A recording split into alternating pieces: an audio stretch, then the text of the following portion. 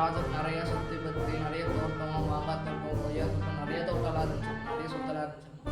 அப்போ ஒரு டைம் வந்து அந்த ராஜாவுக்கு வந்து வெளி தேசத்தில் ஒரு வேலை இருக்குன்னு சொல்லிட்டு அந்த பொறுப்பெல்லாம் சொல்லிட்டு ஒரு 3 வேலைக்காரர்கிட்ட வந்து ஒப்படைச்சாங்க. ஒரு வேலைக்காரர்கிட்ட வந்து மாங்காய் தோட்டம்லாம் பார்த்துக்கோன்னு சொல்லி ஒரு வேலைக்காரர்கிட்ட ஒப்படைச்சாங்க.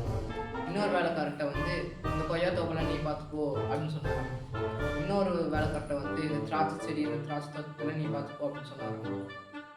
சரின்னு சொல்லிட்டு 3 பேர் சரின்னு சொல்லிட்டு அந்த ராஜா வந்து வெளி தேசத்துக்கு போயிட்டாங்க.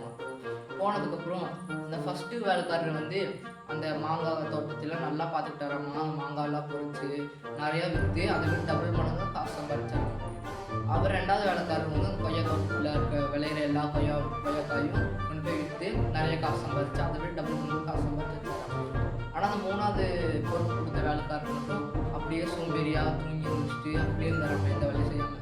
ராஜா வரக்குள்ள பார்த்துக்கலாம், எப்படி இருந்தாலும் ஒரு ரொம்ப நாள் கழிச்சு வருவார், வரக்குள்ள பார்த்துக்கலாம் அப்படின்னு சொல்லிட்டு அந்த 3வது வேலைக்காரர் வந்து அசால்ட்டாக விட்டாங்க. அப்புறம் ஒரு நாள் வந்து அந்த ராஜா வந்து வெளி தேசத்துலேருந்து இந்த தேசத்துக்கு வந்துட்டாராம்மா. அப்போ ஃபஸ்ட்டு வேலைக்கார்ட்ட கேட்டாராம்மா, நான் உனக்கு கொடுத்த பொறுப்பு நீ என்ன பண்ண அப்படின்னு கேட்டாராம்மா. அப்போது அந்த ஃபஸ்ட்டு வேலைக்காரர் சொன்னாராம்மா, இது பாருங்க ராஜா, நான் வந்து இந்த தோட்டத்தில் விளையிற எல்லா மாங்காயும் விற்று டபுள் மடங்காக சம்பாதிச்சு வச்சுருக்கேன் அப்படின்னு சொன்னாராம்மா. நீ சூப்பர், வெரி குட், உனக்கு நீ சம்பாதிச்சனால இப்படி நான் தோட்டத்தை நல்லா பார்த்துக்கிட்டனால இந்த தோட்டத்தை வந்து உனக்கே நான் கொடுக்குறேன் அப்படின்னு சொன்னாராம்மா. 2வது வேலைக்கார்ட்டி சொன்னாராம்மா. 2வது வேலைக்கார்ட்டி கேட்டாராம்மா அந்த ராஜா. அதுக்கு 2வது வேலைக்காரர் சொன்னாராம்மா, ராஜா நீங்கள் கொடுத்த கொய்யா தோட்டத்தையும் நான் நல்லா பார்த்துக்கிட்டேன், இந்த கொய்யாக்காயெல்லாம் நான் இந்த விளையிற எல்லா கொய்யாக்காயும் கொண்டு போய் விற்று நிறைய சம்பாதிச்சு வச்சுருக்கேன் அப்படின்னு சொன்னாராம்மா.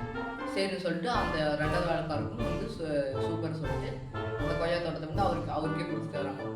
அப்புறம் 3வது வேலைக்கார்ட்ட கேட்கக்குள்ள 3வது வேலைக்காரர் சொன்னாராம்மா, 3வது வேலைக்காரர் வந்து ஒன்றுமே செய்யலையாம்மா, சோம்பேறியாகவே இருந்துட்டாராம்மா. அப்போ அந்த ராஜா சொன்னாராம்மா, இவன் ரொம்ப சோம்பேறியாக இருக்கிறான், இவன்கிட்ட எந்த பொறுப்பு கொடுக்காதுங்க, இவன்கிட்ட எல்லா பொறுப்பையும் வாங்குங்க, இவருக்கு எதுவும் கொடுக்கக்கூடாது அப்படின்னு சொன்னாங்க. இதே மாதிரி தான் ஃப்ரெண்ட்ஸ், பைபிளில் ஒரு வசனம் சொல்லுது, கொஞ்சத்துக்கு உண்மையாக இருந்தால் அநேகத்தில் அது புதியாக வைப்பீங்க சொல்லியிருக்காரு. நம்ம இதே மாதிரி தான் ஃப்ரெண்ட்ஸ், நம்ம கொஞ்சத்துக்கு உண்மையாக இருந்தோம்னா அது நிறையா இதுக்கு நம்ம வந்து அதிபதியாக வைப்பார் ஃப்ரெண்ட்ஸ்.